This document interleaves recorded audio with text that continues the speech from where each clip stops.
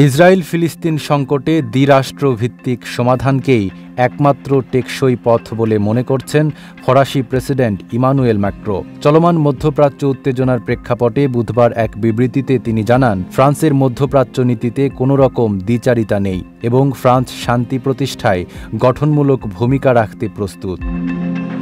এশিয়ার কয়েকটি দেশ সফরের অংশ হিসেবে ইন্দোনেশিয়ায় অবস্থানকালে ম্যাক্রো বলেন, কেবল রাজনৈতিক সমাধানের মাধ্যমেই দীর্ঘমেয়াদে শান্তি নিশ্চিত করা সম্ভব। তিনি আরও জানান, সৌদি আরবের সঙ্গে যৌথভাবে নিউ ইয়র্কে একটি আন্তর্জাতিক সম্মেলনের আয়োজন করা হবে, যেখানে ফিলিস্তিনকে রাষ্ট্র হিসেবে স্বীকৃতি দেওয়ার বিষয়টি গুরুত্ব পাবে। একই সঙ্গে ইসরায়েলের রাষ্ট্রীয় স্বীকৃতি ও নিরাপদ সহ অবস্থানের বিষয়েও আলোচনা হবে। সিল্কোর সিল্ক অ্যান্ড শাইন, যাতে আছে আর্গান অয়েল ও ওট প্রোটিনের গুডনেস, যা আপনার চুলকে রাখে হেলদি অ্যান্ড শাইনিং। বিশ্লেষকদের মতে ফ্রান্স ফিলিস্তিন রাষ্ট্রকে স্বীকৃতি দেওয়ার পথে এগোচ্ছে, যা ইসরায়েলের মধ্যে অসন্তোষ সৃষ্টি করতে পারে এবং পশ্চিমা বিশ্বের মধ্যে মতপার্থক্য আরও ঘনীভূত করতে পারে।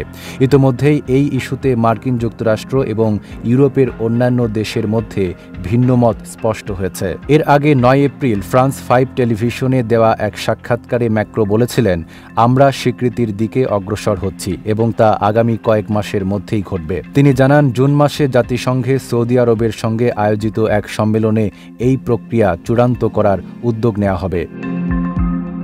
জাতিসংঘের ১৯৩টি সদস্য দেশের মধ্যে ইতিমধ্যেই ১৪৫টি দেশ ফিলিস্তিনকে একটি স্বাধীন রাষ্ট্র হিসেবে স্বীকৃতি দিয়েছে। এই তালিকায় রয়েছে মধ্যপ্রাচ্য, আফ্রিকা ও এশিয়ার বেশিরভাগ দেশ।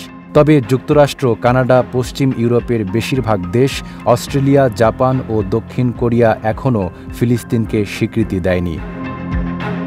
১৯৮৮ সালের ১৫ নভেম্বর জেরুজালেমকে রাজধানী করে ফিলিস্তিনি নেতা ইয়াসির আরাফাত একটি স্বাধীন রাষ্ট্রের ঘোষণা দেন, যদিও এই রাষ্ট্র এখনও জাতিসংঘের পূর্ণাঙ্গ সদস্যপদ পায়নি। সর্বশেষ এপ্রিলে জাতিসংঘের নিরাপত্তা পরিষদে ফিলিস্তিনকে পূর্ণ সদস্য রাষ্ট্র হিসেবে স্বীকৃতি দেওয়ার প্রস্তাবে ভোট দেয় যুক্তরাষ্ট্র।